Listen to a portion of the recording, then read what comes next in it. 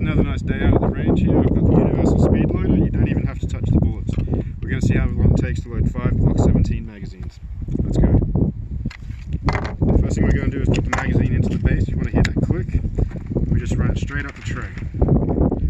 Straight up out of the box. You want to make sure they're nice and straight standing up. That's 11 seconds. Hear that click.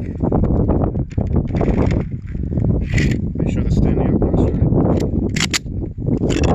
That's 2. We lost 1, but that's okay. We're at 25 seconds.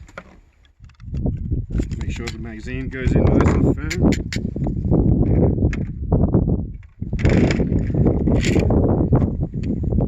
They're all standing up again. 3 magazines, we're at 40 seconds. How long do you think this would take you at home? Alright, again we've got 10 rounds on the tray. Now I've got 10 rounds in the magazine. Number 5.